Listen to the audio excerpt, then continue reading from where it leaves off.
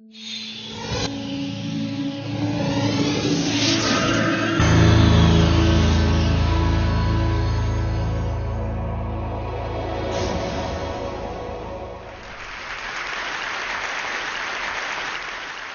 need to make a confession at the outset here.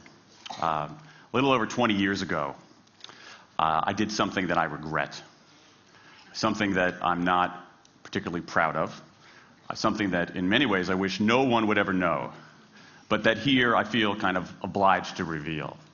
In the late 1980s, in a moment of youthful indiscretion, I went to law school. Now,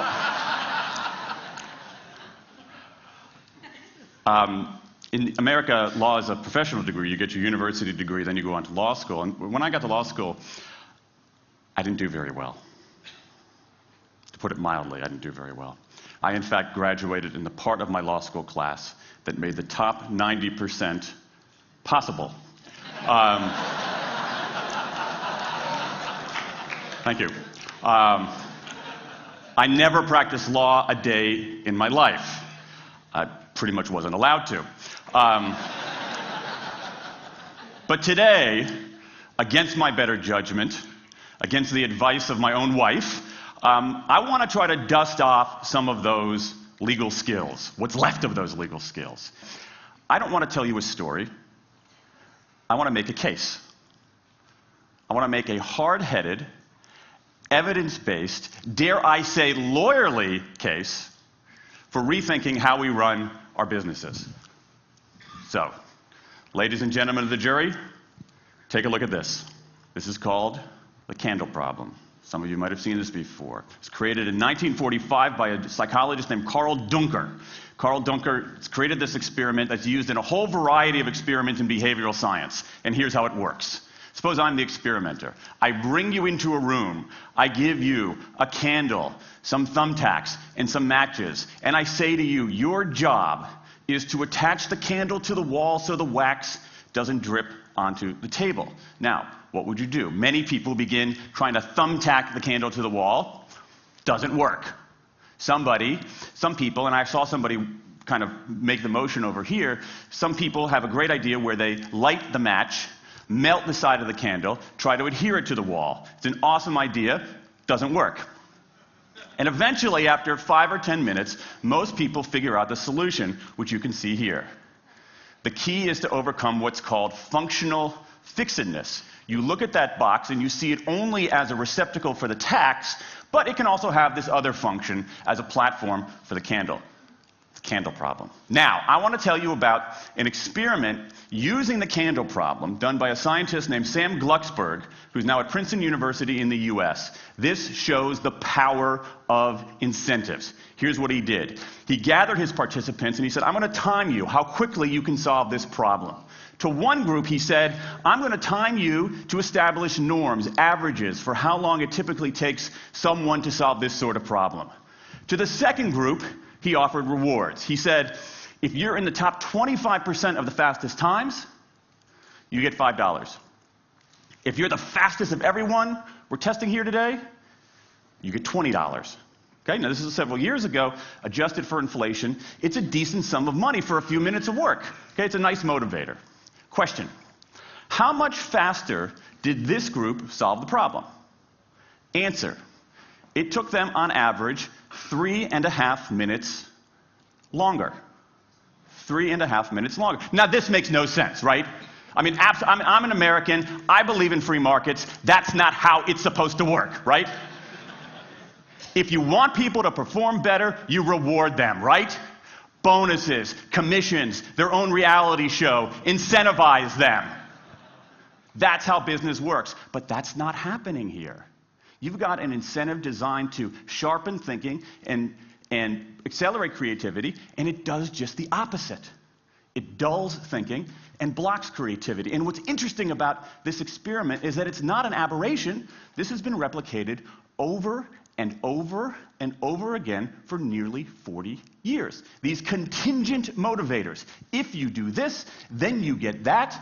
Work in some circumstances, but for a lot of tasks, they actually either don't work or often they do harm.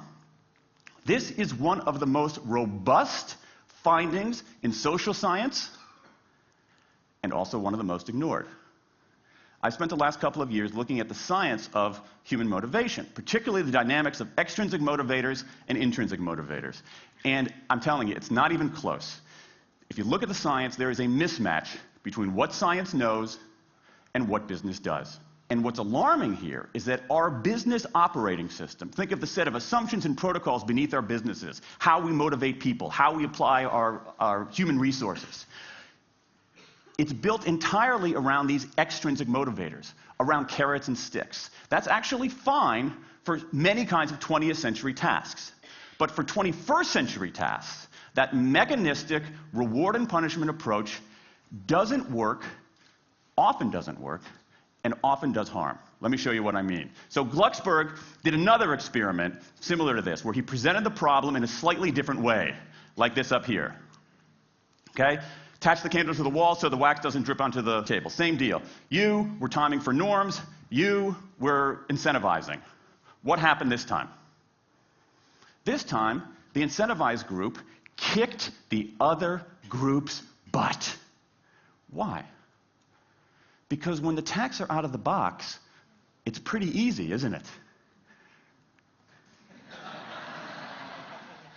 If-then rewards work really well for those sorts of tasks, where there's a simple set of rules and a clear destination to go to. Rewards, by their very nature, narrow our focus, concentrate the mind. That's why they work in so many cases. And so for tasks like this, a narrowed focus where you just see the goal right there, zoom straight ahead to it, they work really well. But for the real candle problem, you don't want to be looking like this. The solution's not over here.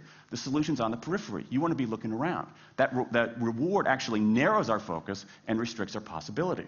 Let me tell you why this is so important.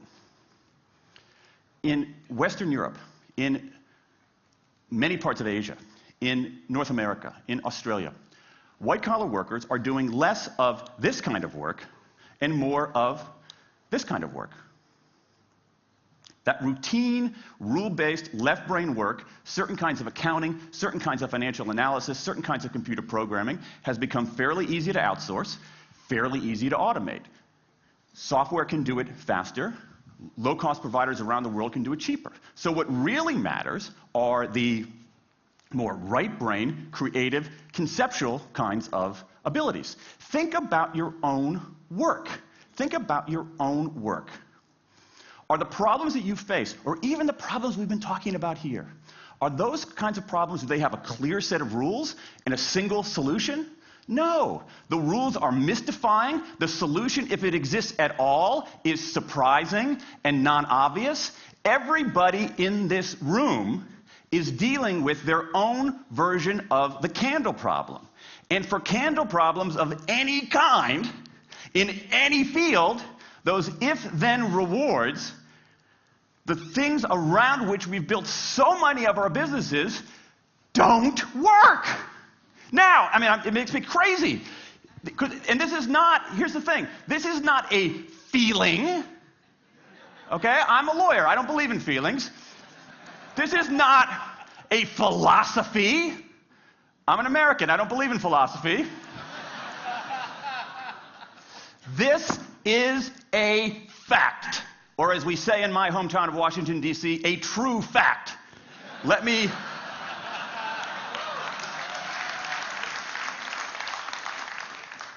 give you an example of what I mean. Let me marshal the evidence here, because I'm not telling you a story. I'm making a case, ladies and gentlemen of the jury. Some evidence. Dan Ariely, one of the great economists of our time, he and 3 colleagues did a study of some MIT students. They gave these MIT students a bunch of games that involved creativity and motor skills and concentration. And they offered them for performance 3 levels of rewards. Small reward, medium reward, large reward. Okay? Do really well, you get the large reward, on down. What happened? As long as the task involved only mechanical skill, bonuses worked as they would be expected. The higher the pay, the better the performance. Okay? But once the task called for even rudimentary cognitive skill, a larger reward led to poorer performance. Then they said, okay, let's see if there's any cultural bias here. Let's go to Madurai, India and test this. Standard of living is lower. In Madurai, a reward that's modest by North American standards is more meaningful there. Same deal. A bunch of games, 3 levels of rewards. What happens? People offered the medium level of rewards, did no better than people offered the small rewards. But this time, people offered the highest rewards. They did worst of all. In 8 of the 9 tasks we examined across 3 experiments, higher incentives led to worse performance. Is this some kind of touchy-feely socialist conspiracy going on here? No, these are economists from MIT, from Carnegie Mellon, from the University of Chicago. And do you know who sponsored this research? The Federal Reserve Bank of the United States. That's the American experience. Let's go across the pond to the London School of Economics. LSE, London School of Economics, alma mater of 11 Nobel laureates in economics. Training ground for great economic thinkers like George Soros and Friedrich Hayek and Mick Jagger. Just last month, economists at LSE looked at 51 studies of pay-for-performance plans inside of companies. Here's what the economists there said. We find that financial incentives can result in a negative impact on overall performance. There's a mismatch between what science knows and what business does. And what worries me as we stand here in the rubble of the economic collapse is that too many organizations are making their decisions, their policies about talent and people, based on assumptions that are outdated, unexamined, and rooted more in folklore than in science. And if we really want to get out of this economic mess, and if we really want high performance on those definitional tasks of the 21st century, the solution is not to do more of the wrong things, to entice people with a sweeter carrot or threaten them with a sharper stick. We need a whole new approach. The good news about all this is that the scientists who've been studying motivation have given us this new approach. It's an approach built much more around intrinsic motivation, around the desire to do things because they matter, because we like it, because they're interesting, because they're part of something important. And to my mind, that new operating system for our businesses revolves around 3 elements: autonomy, mastery, and purpose. Autonomy, the urge to direct our own lives. Mastery, the desire to get better and better at something that matters. And purpose, the yearning to do what we do in the service of something larger than ourselves. These are the building blocks of an entirely new operating system for our businesses. I want to talk today only about autonomy. In 20th century, we came up with this idea of management. Management did not emanate from nature. Okay? Management it's not a tree, it's a television set. Okay? Somebody invented it. And it doesn't mean it's going to work forever. Management is great. Traditional notions of management are great if you want compliance. But if you want engagement, self-direction works better. Let me give you some examples of some kind of radical notions of self-direction. And what this means, you don't see a lot of it, but you see the first stirrings of something really interesting going on. Because what it means is, it means paying people adequately and fairly, absolutely. Getting the issue of money off the table, and then giving people lots of autonomy. Let me give you some examples. How many of you have heard of the company Atlassian? Okay, looks like less than half. Atlassian is an Australian software company, and they do something incredibly cool. A few times a year, they tell their engineers, go for the next 24 hours and work on anything you want. As long as it's not part of your regular job. Work on anything you want. So the engineers use this time to come up with a cool patch of code, to come up with an elegant hack. Then they present all of these stuff that they've developed to their teammates, to the rest of the company, in this wild and woolly all-hands meeting at the end of the day. And then, being Australians, everybody has a beer. They call them FedEx days. Why? Because you have to deliver something overnight. It's not bad. It's a huge trademark violation, but it's pretty clever. That one day of intense autonomy has produced a whole array of software fixes that might never have existed. And it's worked so well that Atlassian has taken it to the next level with 20% time, done famously at Google, where engineers can spend 20% of their time working on anything they want. They have autonomy over their time, their task, their team, their technique. Okay? Radical amounts of autonomy. And at Google, as many of you know, about half of the new products in a typical year are birthed during that 20% time. Things like Gmail, Orchid, Google News. Let me give you an even more radical example of it.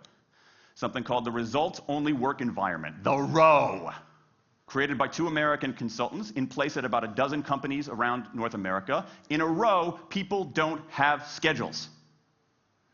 They show up when they want. They don't have to be in the office at a certain time or any time. They just have to get their work done. How they do it, when they do it, where they do it, is totally up to them. Meetings in these kinds of environments are optional. What happens? Almost across the board. Productivity goes up, worker engagement goes up, worker satisfaction goes up, turnover goes down. Autonomy, mastery, and purpose. These are the building blocks of a new way of doing things. Now, some of you might look at this and say, that sounds nice, but it's utopian. And I say, nope. I have proof. In the mid-1990s, Microsoft started an encyclopedia called Encarta. They had deployed all the right incentives. All the right incentives. They paid professionals to write and edit thousands of articles. Well-compensated managers oversaw the whole thing to make sure it came in on budget and on time. A few years later, another encyclopedia got started. Different model, right? Do it for fun. No one gets paid a cent or a euro or a yen. Do it because you like to do it. Now, if you had, just 10 years ago, if you had gone to an economist anywhere and said, hey, I got these 2 different models for creating an encyclopedia. If they went head-to-head, who would win? 10 years ago, you could not have found a single sober economist anywhere on planet Earth who would have predicted the Wikipedia model. This is the titanic battle between these 2 approaches. This is the Ali Frazier of motivation, right? This is the thriller in Manila, all right? Intrinsic motivators versus extrinsic motivators. Autonomy, mastery, and purpose versus carrots and sticks. And who wins? Intrinsic motivation, autonomy, mastery, and purpose in a knockout. Let me wrap up. There's a mismatch between what science knows and what business does. And here's what science knows. 1. Those 20th century rewards, those motivators we think are the natural part of business, do work, but only in a surprisingly narrow band of circumstances. 2, those if-then rewards often destroy creativity. 3, the secret to high performance isn't rewards and punishments, but that unseen intrinsic drive, the drive to do things for their own sake, the drive to do things because they matter. And here's the best part. Here's the best part. We already know this. The science confirms what we know in our hearts. So, if we repair this mismatch between what science knows and what business does, if we bring our motivation, notions of motivation into the 21st century, if we get past this lazy, dangerous ideology of carrots and sticks, we can strengthen our businesses, we can solve a lot of those candle problems, and maybe, we can change the world. I rest my case.